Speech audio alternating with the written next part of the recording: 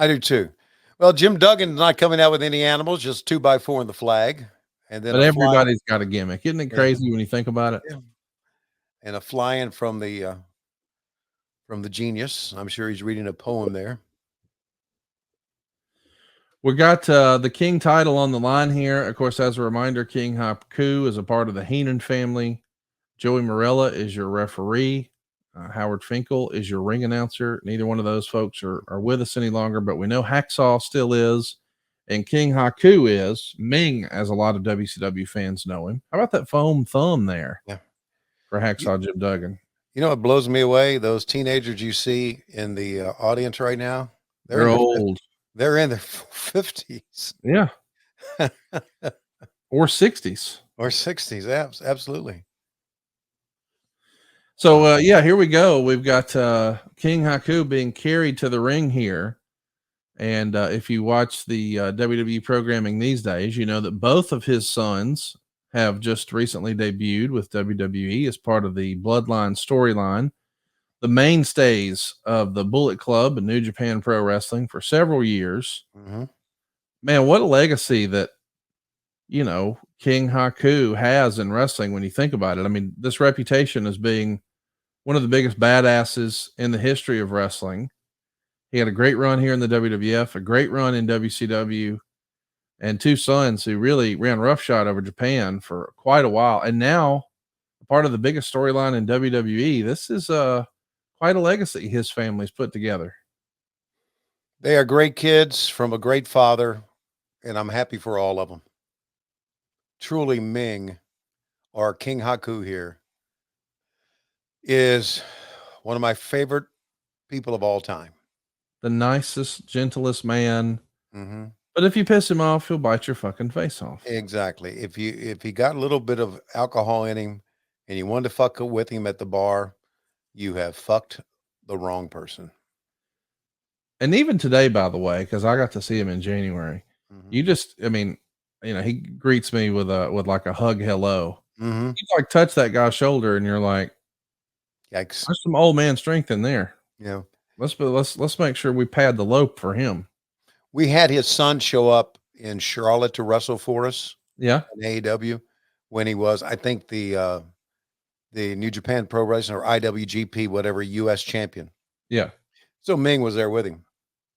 And you know, I always give Arn a hard time when I see him.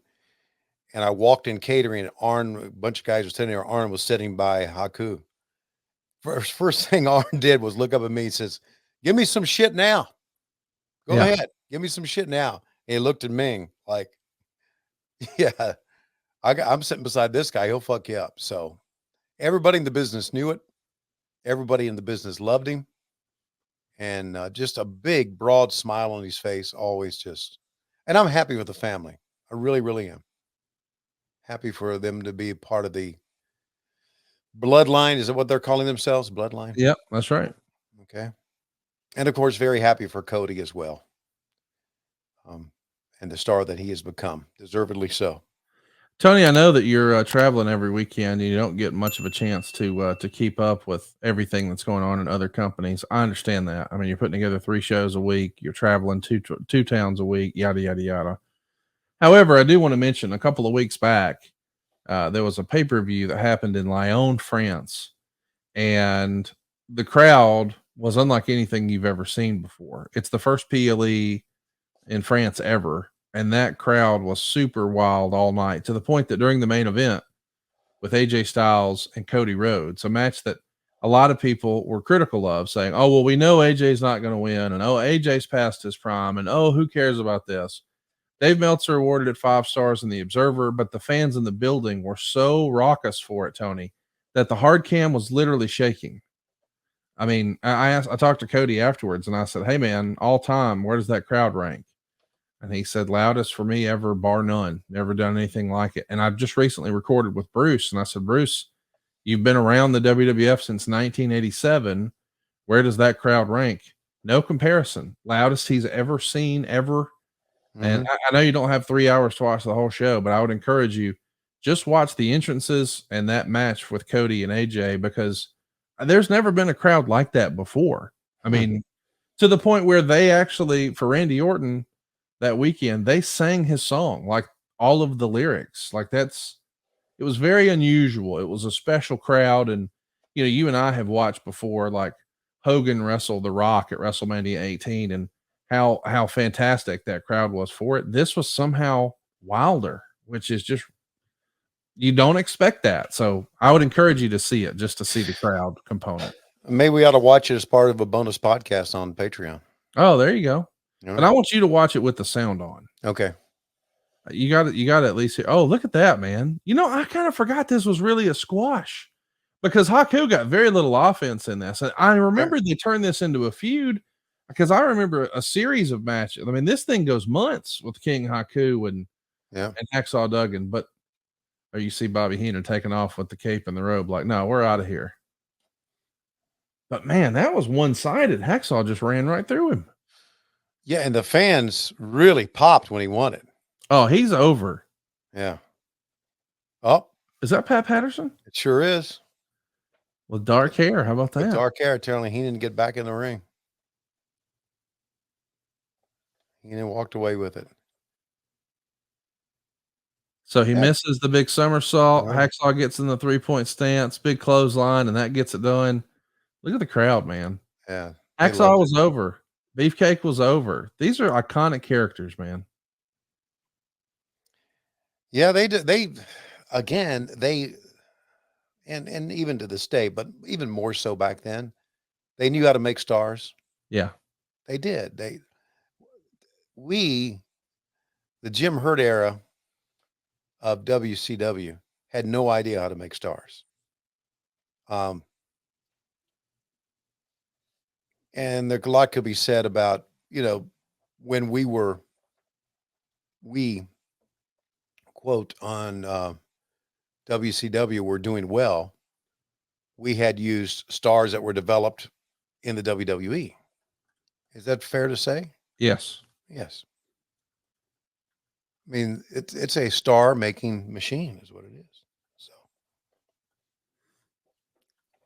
Well, we had a lot of fun watching primetime wrestling here today. This is from May 15th, 1989. And we certainly want to hear your suggestions on what you'd like for us to watch in the future. We've been watching some silly stuff over on our Patreon. So if you haven't already checked that out, I want to encourage you to do that. It's patreon.com/WHW Monday. We do not one, but 2 pieces of bonus content each and every month. And there's years and years and years of stuff in the archives where we watch the good, the bad, and the ugly of professional wrestling. So if you're looking for a little more what happened when, you can find it at patreon.com/WHW Monday. And of course, adfreeshows.com. And want to thank our live studio audience for coming to join us today. And I've been told by our crack producer that there may be something else that you wanted to share or reference today. Tony, does that ring a bell? Well, it does not. It's because I'm old, and oh, yes, it is. My image was put out there after Toni Storm was knocked out by Serena Deeb. It went everywhere, and even got back to Lois. So I think we can. There you go.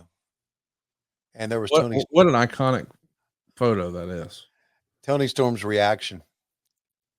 Oh, you dirty bastard. I'm